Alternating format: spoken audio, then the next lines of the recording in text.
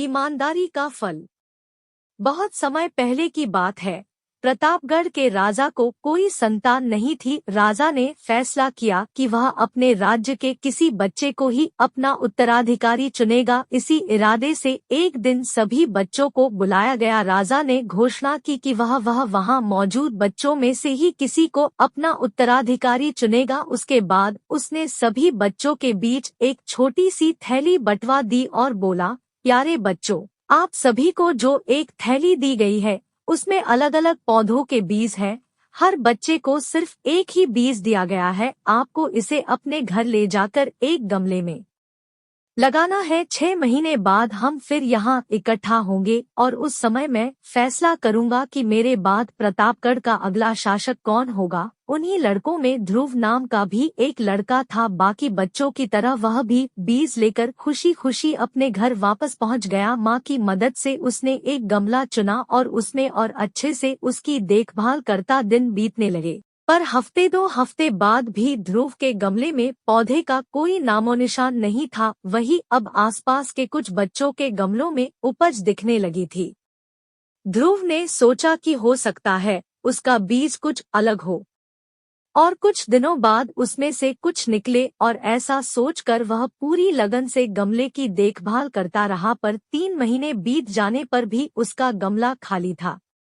वहीं दूसरी ओर बाकी बच्चों के गमलों में अच्छे खासे पौधे उग गए। 27 कुछ में तो फल फूल भी दिखाई देने लगे थे। ध्रुव का खाली गमला देख सभी उसका मजाक बनाते और उस पर हंसते। यहाँ तक कि कुछ बड़े बुजुर्ग भी उसे बेकार में मेहनत करने से मना करते, पर बावजूद इसे ध्रुव ने हार नहीं मानी और लगातार गमले की देखभाल करता रहा। देखते देखते 6 महीने भी बीत गए और राजा के सामने अपना गमला ले जाने का दिन आ गया। ध्रुव चिंतित था क्योंकि अभी भी उसे गमले में कुछ नहीं निकला था। वह मन ही मन सोचने लगा, अगर मैं ऐसे ही राजा के सामने चला गया तो सब लोग मुझ पर कितना हंसेंगे, और कहीं राजा भी मुझसे नाराज हो गया और सजा दे दी तो किसी को यकीन नहीं होगा कि मैं बीज में रोज पानी डालता था। सब मुझे कितना आलसी समझेंगे। माँ ध्रुव की परेशानी समझ रही थी।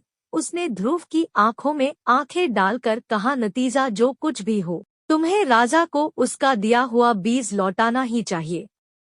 तय दिन सभी बच्चे राजमहल के मैदान में इकट्ठा हो गए। वहां एक से बढ़कर एक पौधों का अंबार लगा था। रंग बिरंगे फूलों की खुशबू से पूरा महल सुगंधित हो गया था। ध्रुव का खाली गमला देख बाकी बच्चे उसका मजाक उड़ा रहे थे कि तभी राजा के आने की घोषणा हुई। सभी बच्चे शांति से अपनी जगह खड़े हो गए। सबके अंदर बस एक ही प्रश्न चल रहा था कि कौन बनेगा राजा। राजा बच्चों के बीच से होकर आगे बढ़ने लगे। वह जहां से भी गुजरते बच्चे तन कर खड़े हो जाते और अपने आप को योग्य उत्तराधिकारी साबित करने की कोशिश करते। तमाम खूबसूरत पौधों को देखने के बाद राजा की नजर ध्रुव पर पड़ी। क्या हुआ, तुम्हारा गमला खाली क्यों है? राजा ने पूछा। जी, मैं रोज इसमें पानी डालता था, धूप दिखाता था। 6 महीने तक मैंने इसकी पूरी देखभाल की, पर फिर भी इसमें से पौधा नहीं निकला। ध्रुव कुछ हिचकिचाहट के साथ बोला। राजा बाकी गमलों को देखने के लिए आगे बढ़ गया और जब सभी गमले देखने के बाद उसने बच्चों को संबोधित किया, आप लोगों ने खुद को साबित करने के लिए कड़ी कड़ी मेहनत की। ज्यादातर लोग किसी भी कीमत पर राजा बनना चाहते हैं, लेकिन एक लड़का है जो यहाँ खाली हाथ ही चला आया। ध्रुव, तुम यहाँ मेरे पास आओ। सबके सामने इस तरह बुलाया जाना ध्रुव को कुछ अजीब लगा।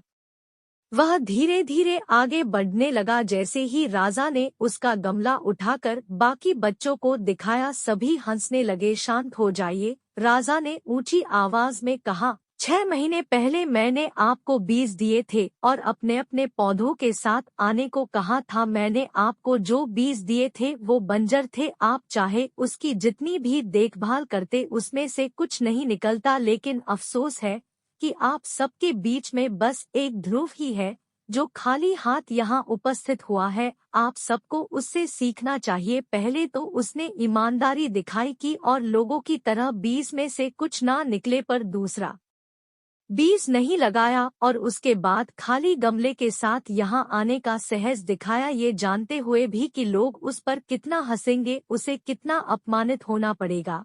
मैं घोषणा करता हूँ कि ध्रुव ही प्रतापगढ़ का अगला राजा होगा। यही उसकी ईमानदारी का फल है।